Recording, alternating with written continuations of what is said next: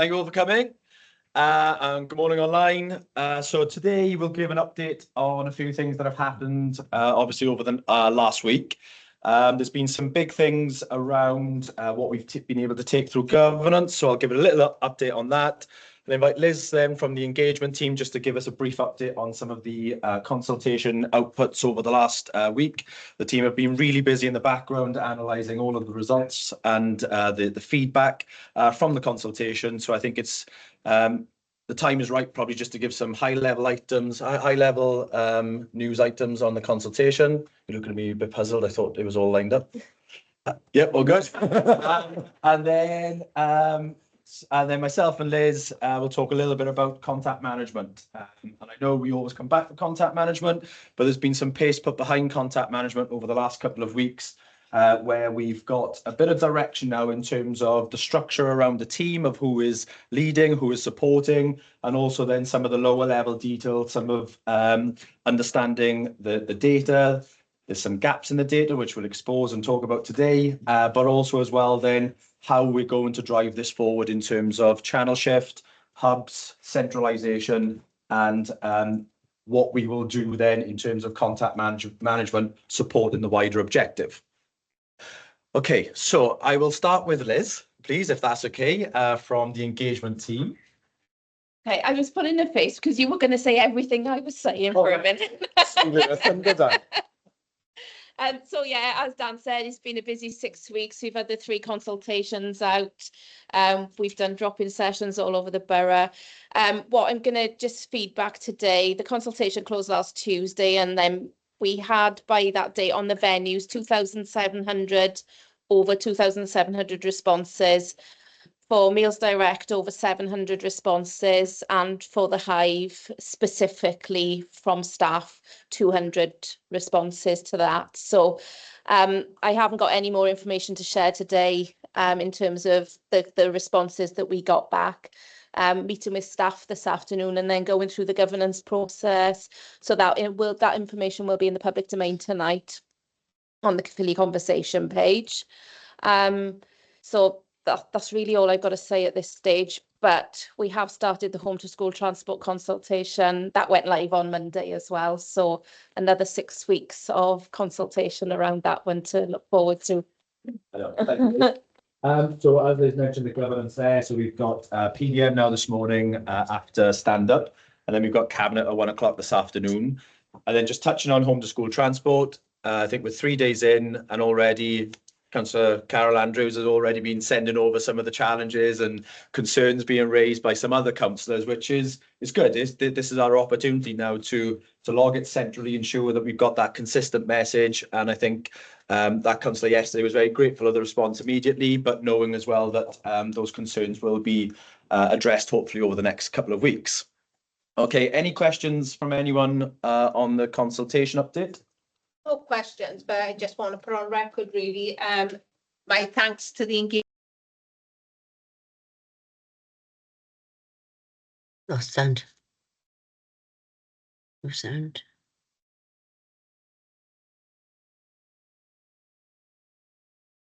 Liz, sorry, we can't hear you at all. There's no sound.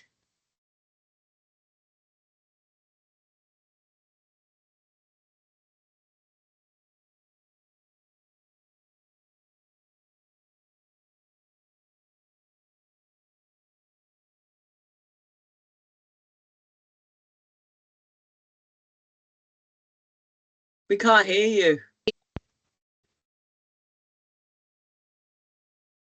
Then on some of the governance decisions that have happened over the last week. So as you know, we've previously taken 12 projects through the discovery life cycle and moved into define previously. And this was our opportunity to bring back some of the new projects that have recently started or started later in the process than others, and present back really at leadership and our portfolio board last week some of the findings from the strategic outline business case, but also some of the options to be considered then by the board. So we'll do a bit of moving around. I'll pick up agency spend first. So agency spend had the approval last week to move to define. There's two elements of agency spend. We've got schools and corporate. This is one area that I'll try and I don't even attempt to try and explain because it is very complex. But overall, where we are kind of going in terms of schools, and I was hoping Lynn would give me in the room, but I'm not sure if she is. Please do. We've looked at it and we got two projects. One is on schools, one is on corporate. In relation to schools, there's a big shift and a big programme of work with Welsh Government. We're having a look to see if there's some sort of e-platform and procurement that can be done to engage with the supply teachers in a very different way. So it was agreed at the board last week that we would move now from the discovery into that define to see if it's possible. But members in the board last week asked us to look on the CCR footprint. So we agreed that would be another good piece of work. So we're going to go away and do some work on that as well. And I think Dave Street is actually going to be discussing that with CCR going forward. Then on the corporate side of it, we'd like, obviously, we can never do without agency. But what we decided is that we're going to look at it in a different way. Are we using it in the right areas? It's quite an opportunity for us really that the current procurement's coming to an end. So we can look at the procurement and see, is it fit for purpose, which outdated is telling us it's not.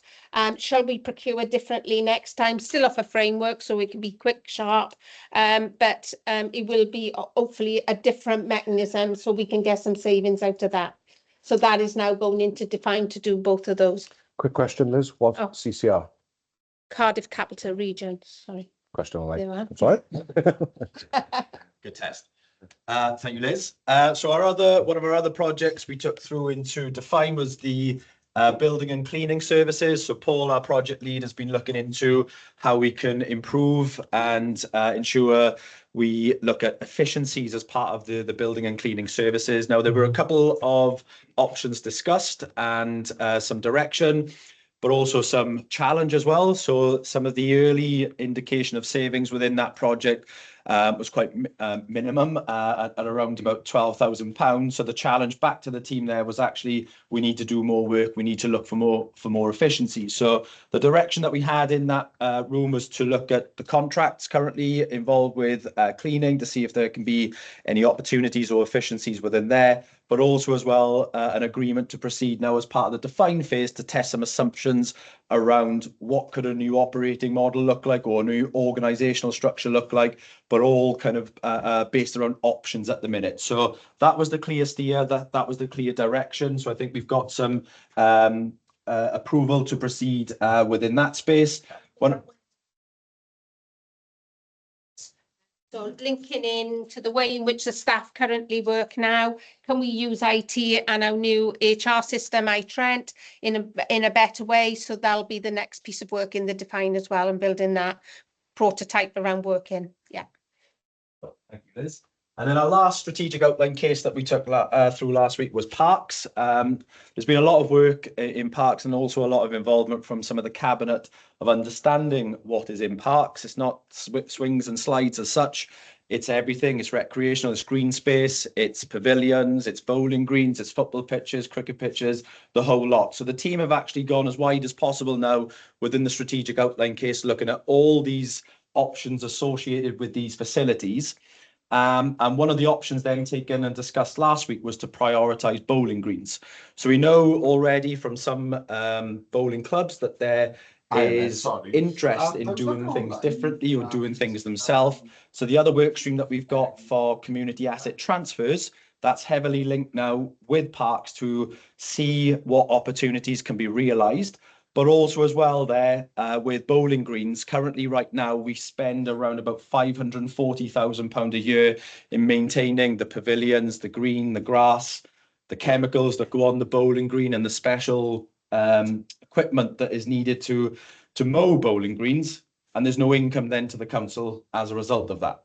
So straight away, there's opportunities potentially to look at the options around what can we do differently in supporting the bowling greens to run things better, maybe themselves, but also as well, could they run it as a whole themselves?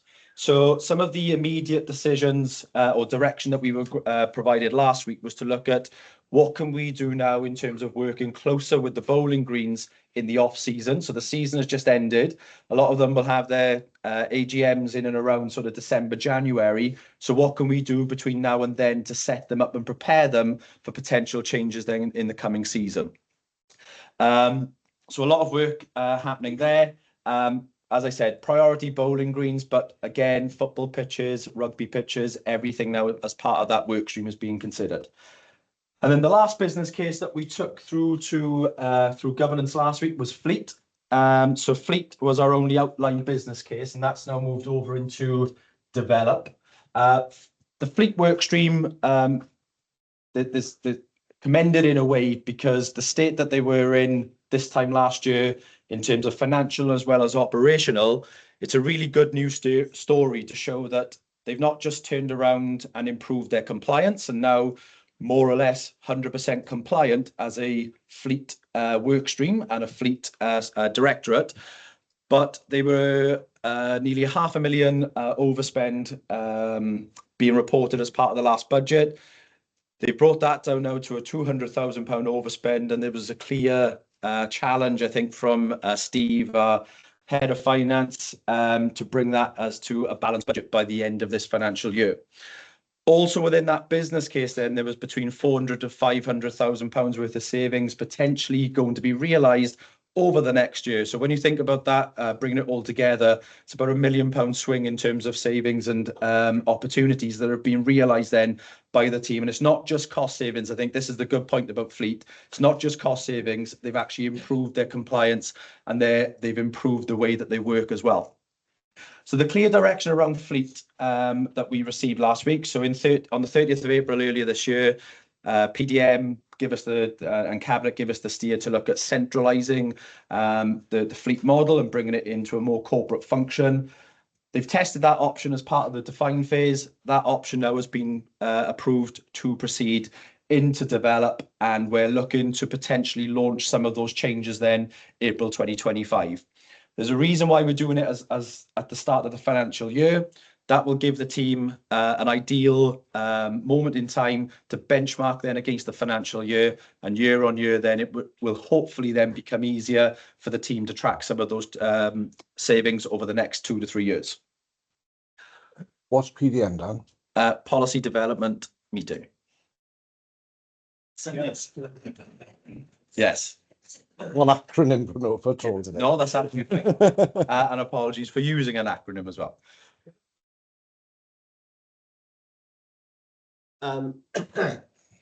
I would really like to congratulate them on the work that they've done so far. I look forward to more work coming from them, but they're doing exactly what we've set out to do here as a transformation program. They're doing better and using less money. And that's obviously the absolute intention of this whole program is so that we can deliver better for our residents, but by saving that £45 million. So excellent work from the team. Thank you. Thank you, Sean. Thanks, Sean. And the note on from that as well from Sean, Fleet was picked last week is the one of the projects now that we'll take through to PDM and Cabinet for wider discussion. Yes, there was approval to proceed, but I think we want to reflect it as part of making the full Cabinet fully aware, but also as well taking something in the form of scrutiny as well associated with Fleet. So we're going to look to circulate some of the good work that's been happening within Fleet, how it links to the narrative and the change narrative associated with mobilising Team Caerphilly, and we'll put that out there for councillors to then consider and discuss. Okay, it's a lot to go through. Any questions, follow-ups from anything that we've just talked about? No? Right, okay, I'll move over to you. So I'll take us through a couple of slides now with contact management. If people were there at Management Network yesterday, you may have seen some of these slides yesterday. So Tim and Karen, our workstream lead for customer journey, presented some of this yesterday. And apologies if some in the room are at the operational managers forum tomorrow. There's going to be a little bit of discussion around contact management tomorrow there as well. But I think it's really good for me and Liz to talk about contact management, given that this is where the focus, not just from MTC in terms of meeting the narrative of improving the user experience, meeting the user need, and hopefully contributing to cost savings, but this has been one of the main clear steers, I think, from Cabinet to really drive and put the pace into actually seeing some results as a result of this work. So you may remember back earlier this year, after the PDM in April, we presented a vision. It was a draft vision of how the services could be delivered differently within Caerphilly, and it was almost badged as a Caerphilly 2027 vision. It's still there. It's kind of happening in the background, and this is part of the work now that we'll drive forward over the coming weeks. But specifically with contact management, just a reminder, we know that there's over 100 phone numbers currently, so the aim and the vision is to get down to 10 or less. There's 840 generic email addresses that we've uncovered as part of this discovery work, 23 websites, and they are micro websites being managed by different service areas.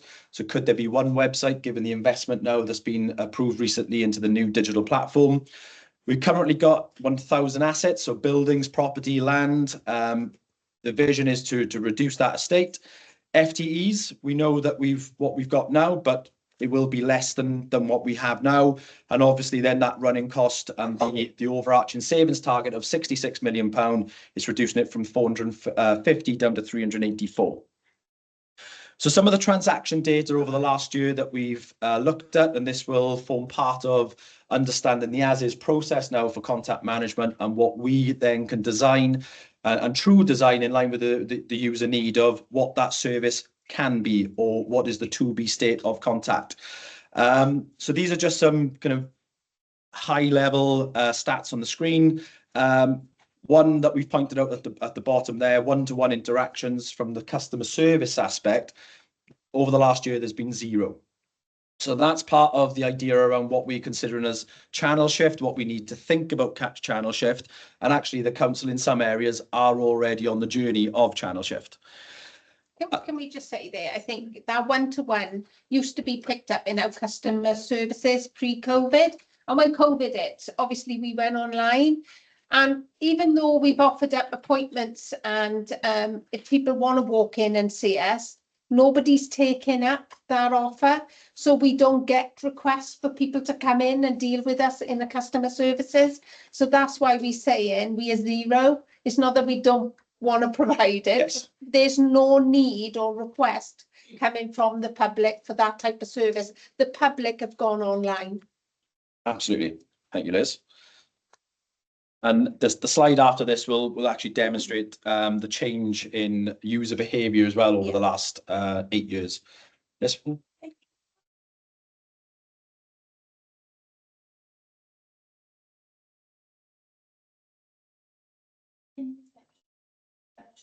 So I don't understand that 0. They come in maybe for a service, but they don't actually book an appointment like they would have done years ago without customer services. So they don't come in to pay their rent. They don't come in to pay the council tax, those type of services. There's no booking. But there is a need because there's a walk-in service.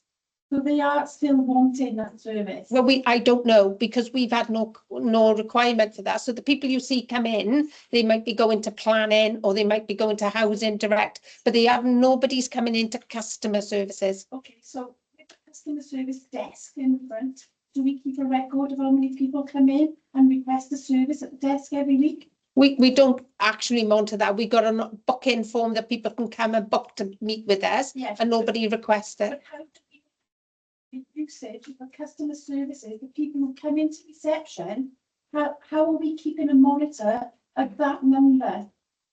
I don't. There must be a need, because I see people there all the time. That's what I'm thinking. It doesn't seem to be quite right for 0. And Sure. also, can you explain? 800 and odd emails, 10. I don't understand how that can be done. So you could explain that to me. So so the first one, in terms of the 0, that's only to do with customer services. So that's kind of a small percentage of, or a smaller percentage of everything else. Now, 3 slides later, performance data. I'll go to it now straight away. Right? There's a question mark. So each of the services that we know deliver services, whether it be face-to-face, one-to-one, online, telephony, we're struggling to obtain all of that individual data. So this is a bit of a call now to the services and some of the work that we've talked about that James within the PMO is going to start working with the Engage tool and understanding the touch points within the service. The data needs to back that up and we need to understand then what that service area data is. So Tina and the team recently provided the report to CMT around the progress on the Rumney hub. And there's some good data and stats and statistics that sit behind that were presented at CMT. It's that level of data now that we need to kind of get council-wide to inform some of the work now within contact management.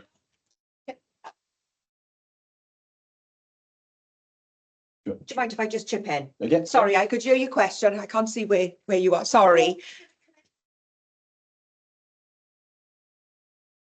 Can I go back a step to the query that you had around reception?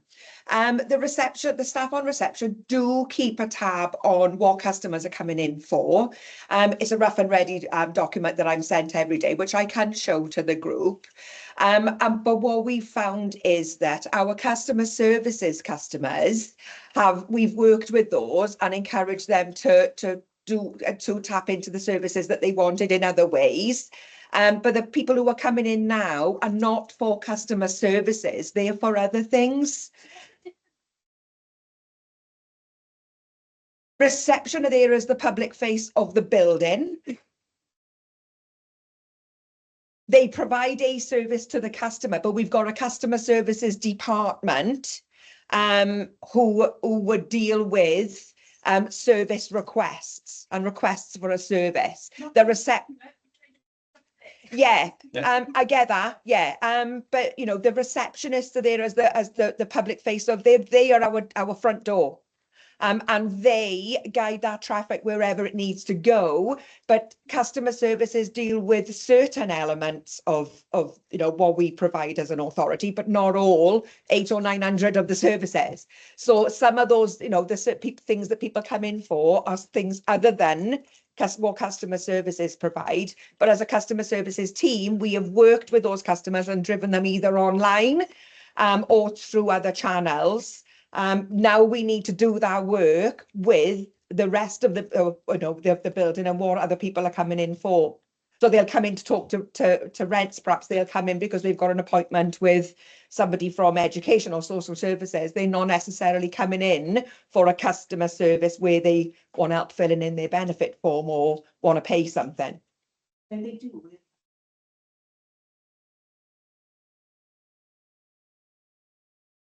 When you say it's, since we came back from COVID, there's been no customer service present in any of those big libraries at all. Yeah. But we know. Because nobody's booked an appointment and asked for it. Because nobody's booked an appointment to ask for it. We have got an allocated presence to go, you know, but we've never stopped people coming in, but they've never booked appointments to come in. Yeah. But that demand is not being driven to the process that is there for us to meet it. It's dropped a lot. Yeah. Yeah. It may have dropped a lot, but then maybe not everybody's online because there are many elements of society, like old people, who don't go online to book, but they might go into a customer service in the library space. They might do. Yeah. But what we need to tap into there is not necessarily providing that service in the library, is understanding why they've made that decision to go there. Because getting to Blackwood Library isn't an easy thing for the kind of people that you're talking to. Yes, I agree. Yeah.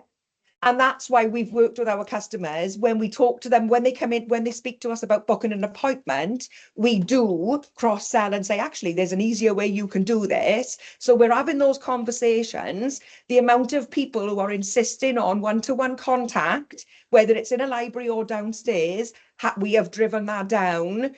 So it's negligible or zero.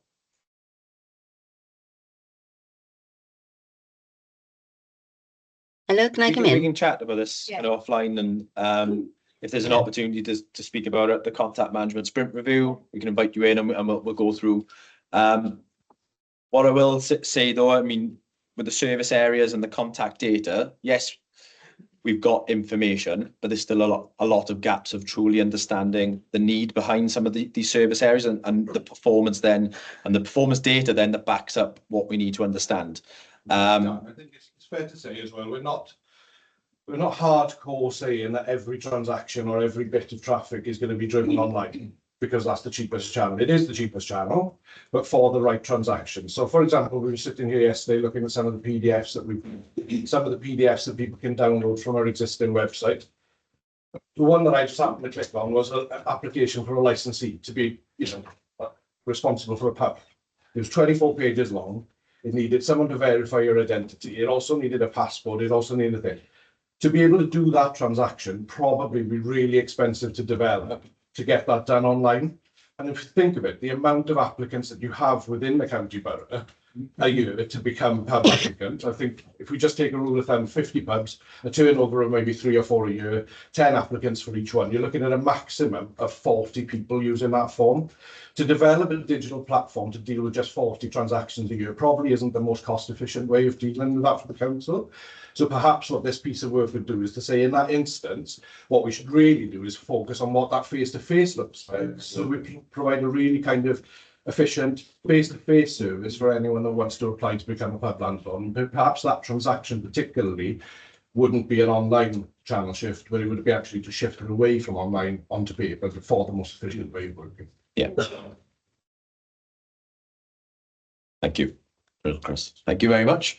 And I'll just put this slide back up on screen. So this just shows some of the statistics that we've captured over the last 8 years. So 2015, 2016, the red part there is the face-to-face element, and then blue then being telephony. And you can see then as the digital services have been introduced, 2020, there was more of a split, still a dependency on the telephony, and then 23-24 face-to-face then that has reduced, and we've got more people online and a bit less then of people ringing in to our telephony service. But again, this is just kind of for one small part of the service. This is the bit now that we need to expand on and understand for service-wide. So in the early contact management piece, we looked at 22 service areas. This is just picking on a small part of those 22 service areas. And that's the data that we need to get, and hopefully we'll address some of the concerns that you've got, Philippa. Fingers crossed, but it will. Okay. So I think the next bit then is how are we going to do this in terms of thinking about what we do for improving the service for users. What we've tried to kind of discuss about last week, and we've got a steering group now set up with some of the leadership team, but we need to understand that tension. So the tension in the middle between the user need, the compliance or the legality side around a bit, and can we afford to do it? And what we have then in the middle then is that minimal viable product. Services within government always remain in a state of continuous improvement. So what can we do first as part of this new digital platform to deliver a minimal viable product that will meet the minimum need of what the user requires, but also as well then building on that continuously then to constantly react to feedback and iterate then the service. But the impact here that I think we need to pull out is around budget. Can we afford it? Will it save money? The people element and the amount of people needed to potentially provide a different contact service, and also as well then spend. So what do we spend our money on? So what are the contracts and the procurement aspects related to this piece of work? And then when I just touched on the minimal viable product, I think this is hopefully a nice image to try and explain, but it's incremental. We build it in small parts to meet the need over time. And what we then have got in terms of the agile ways of working is ensuring that we break it down into bite-sized pieces that are manageable, they're realistic, and they're time-bound, but with the ultimate goal then of building it into something that will be fully meeting the user need. But what can we do in the meantime to partially meet the user need, but still get something out there online to fulfill the need of that person using part of the service in the council? So can I just say something on this slide? In Caerphilly, we're well known for wanting everything to be our gold standard. And we don't always need that gold standard to deliver a service. So the way in which we'll be working now with the new e-platform is be looking to see what can we give you as the minimum product, so that we can get moving on it rather than waiting 2 years for it to be the gold standard, doing every bit of the need that you all require from it, and never really get it off the ground. So we're going to start in a very different place to where we've ever been before in Caerphilly, because you'll all remember the last shift to the last website. It took such a long time to get all our services on there. It took such a long time to test it and make sure we were all comfortable. We won't get it right first time, but we will develop it with our users. We'll be doing testing out there with the communities to make sure it meets their needs, and you, the internal users as well. But just for you to be aware, it'll be a completely different approach to what you're used to and what you've seen before in Caerphilly. Thank you, Liz. So I'll talk a little bit now about the scope. So this is the vision for Contact, and we've got some buy-in now from CMT and some of the leadership team. But we need to transform the services to exploit the digital opportunities and benefits associated with web and telephony. What does face-to-face look like? So we've got Tina from Caerphilly Cares supporting some of the work now in understanding the good work that's been done in Rumney with the hub. What does this hub model look like, and how can we support that face-to-face need, and not forgetting what that face-to-face need element is and what it means then for that one-to-one interaction. So is it face-to-face? Is that one-to-one via a Teams meeting? Is it done via a Zoom meeting? Is it done by something else, or through a different way of delivering that service? We've also then got this corporate services enablement. So that's where I mentioned about spend and understanding some of the things that are going on internally. So contract, suppliers, assets, and then organisation design. So what do we need then in terms of responsibilities, the skills, the capabilities, and the structures then that support this new way of working in terms of thinking about how we centralise contact? That contact will be both internal contact and external contact. So one of the first projects that we'll be kicking off, which has already started, which Nicola's working on, is invoice payment. How do we centralise invoice payments within the authority? That is a huge task to all of us, but that is a contact piece that will come into this programme, and we will aim to deliver that now at pace. We've been trying to get it off the ground for a number of months. We're going to put some heavy resource onto it and really try to make that happen internally. Lovely.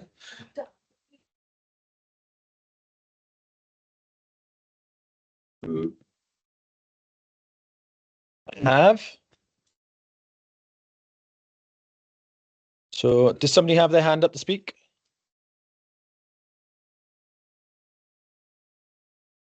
No, no one's speaking up. Do we have, so somebody, so Councillor Enright has asked, do we have data regarding repeat calls, residents being cut off, same issues being raised, example, having to call in multiple times for the same issue? Yes, we do. And a lot of that data in terms of the qualitative data that we're needing now to inform the work that we take forward, it's what we need it to be is service-wide. So we have it for certain areas of what we're looking at in terms of council tax, housing repairs, and that's one of the reasons why originally we prioritised the work around council tax and housing repairs. But yes, to answer the question, we do have that information, and that's part of one of the objectives and goals now of leading this piece of work to prevent that from happening. So we definitely got that data, and like Dan said, it was one of the key points that we picked up over 12 months ago. What we will be doing now with our colleagues in Parago over the coming weeks is we've already started reaching out to some of these high transactional areas, and we've been asking, can we sit in and listen to some of the calls? Because what we need to understand now, should that call have come in the beginning, or if our website had been better, or if the way in which we had developed a service was better, it would have prevented that call coming in the first place. So some of that work will start now in the next week or so, and we've already reached out to lots of those transaction areas already. Well, thank you. So some of the bits that we've just missed. So Sandra, who's supported some of the work within NTC. Sandra's just said that there's records for a lot of the walk-ins in relation to the rents team. So they've had 35 walk-ins, 2 T Penalta for the housing rent team over the last 3 months. And then Councillor Davis shares Philippa's concerns that we may be driving customers to a platform where they may be uncomfortable. Many people are frustrated by the difficulty of speaking to a person rather than emails flying back and forth. So a lot of those concerns now in terms of meeting the user need is part of the pain elements of when somebody uses the service that we hope to address now as part of the wider work that we are taking forward. Okay, so grateful for if anyone can just keep an eye online for anything else that comes through. So this is the scope that we're looking at. So online telephony, face-to-face, and what we can do then to support that channel shift. So with online, we've just procured a new digital platform, and we're work heavy, I would say, over the last 10 days of understanding what we need to do to transition some of our existing services, lifting, reviewing them, designing them, getting them ready then for for when we launch the new digital platform. And what Chris mentioned there about some of the forms and the MVP and the minimal viable product element, that's the bit of the work now that we'll try and design over the next 2 to 3 weeks to provide that picture. Looking at how we review telephony and think about centralising some of the telephony elements of delivering a customer service. And we talked then about hubs and the face-to-face aspect. So it's worth pointing out, Kath's in the room, Sue was done with there, and Karen. A lot of this work is also feeding some of the work in the library service and how the library team are progressing their strategic views and options around how the libraries, like the library service will be delivered in the future, but also embedding and considering the face-to-face element then and the needs that we are picking up within this work stream. And the priority, as I probably just also already mentioned, but it is that beta state of the digital platform. So beta is a state where we put it out in the public domain, but we're constantly iterating. We're really heavy in terms of asking for online feedback and user feedback to improve the service. And prioritising some of our high volume transactions. So we know the top 5, council tax, housing repairs, waste. These are the types of services that sometimes cause a lot of pain in terms of complaints and other services within the council that we hope to address upfront and prioritise as part of that work. We're looking to the development of centralising the inquiries team and also the invoicing team that Liz mentioned, and obviously then that hub element, the hub services work and the approaches, which will include some of the strategies that sit behind the library work stream. And then the last slide, because I've talked a little bit about buying and governance and the steering group really that's helping us lead some of this work. So we've got CMT director sponsor from Ed, and we've got head of finance Steve Harris who's part of the budget. Who's got that budget concerns and impacts associated with this work that we're doing. We've got Lynn then from a people side of things and Liz then from procurement and spend. And that translates then all into the work that we're doing in the customer journey, the transformation portfolio board, and all services will be represented, corporate as well as customer facing. So that's really important there, that all services within the council we're hoping to have some input as part of this work that we're driving forward. So like Jamie, no, go on, Jamie. Just go back a slide down. Alan? Yeah, just on the hub services, the information we got from the Rumney work is that actually the benefits of face-to-face contact in that context are twofold: one for the resident and one for the council, because the evidence suggests that those entering the Rumney hub may come in for a question on a certain thing, but that could lead to a conversation about issues they may be experiencing elsewhere as well. So instead of getting siloed into services, if you went online, perhaps it would be very difficult to negotiate under the current platform. That individual's been able to get support on maybe 2, 3 or 4 things.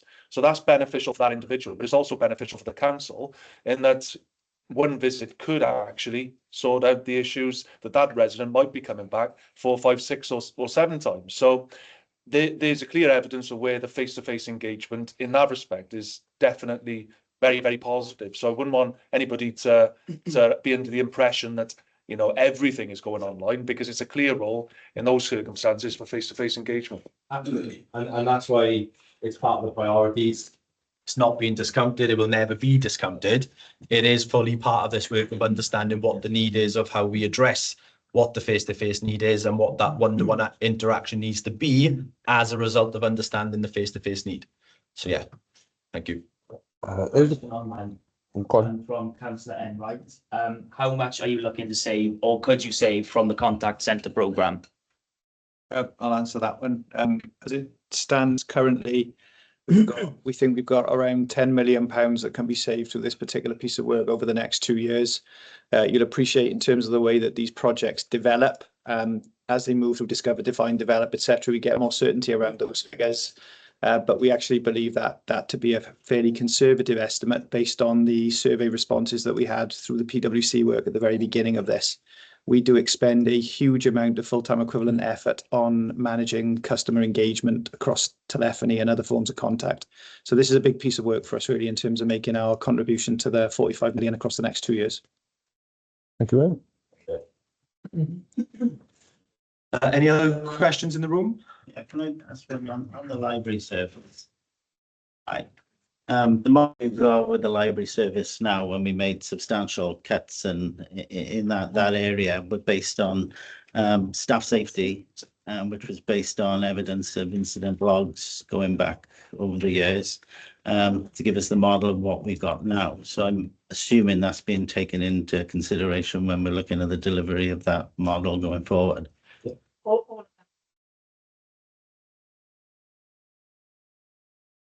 So I don't know, Kathy. Yeah, just to obviously just to pick up on that, as you know, we got a lot of single staff locations at the moment. It's not, and I know there was some work done at that point in time to look at the health and safety of those staff and the considerations of what needed to be in place. But it's obviously a concern, and we know that we got potentially too many single staff locations as well. So we need to start looking at that in terms of potential rationalisation of the estate as well. So it is being looked at, and it's been looked at in the context of the staff and the JDs as well.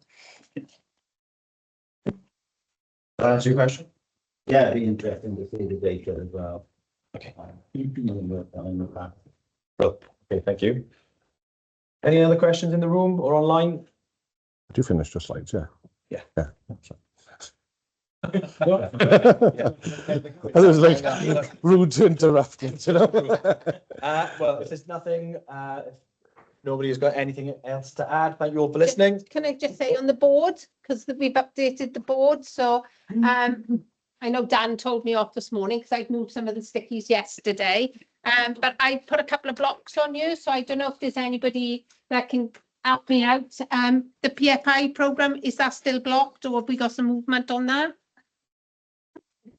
Still blocked, but we're going the legal team working for us and looking at adjudication. So we are blocked, but we got a process hopefully to unblock it. Okay, brilliant. That's great. Thank you. OLAS IT system that was blocked. Lots of delays. Any update on that one? Are we back on track? By the end of September, on track. But they've had a meeting this morning, so. Right, I think it was blocked until I can find out then. And then corporate landlord. Sorry, I can update you. As the OLAS, we currently doing a final dry run test with the supplier. Right. That's going well at the moment, so we're back on target now to be going live at the end of September. Yes. Corporate landlord. I put his blocked yesterday, spoke to Dan. It has stalled. So not Dan, to Ben, sorry. So I'm going to be meeting with Ben to understand what we need to do to unblock corporate landlord, because it certainly fits into Sue's programme on place shaping. And also I've been in lots of meetings lately on SPF funding and the challenges we got there. So I'm going to be meeting with the director, Mark Williams, and Ed and myself and Sue to see how we bring all of these things together, because they certainly do dovetail into each other and they could work to support each other. So I'm keen to get this one up and running now because of what we're doing as well with the contact work, and corporate landlords will certainly come into that. Okay, so that's it from me, unless there's any question. And we've updated all our charts and everything this week now due to all the work that was done last week. So, okay.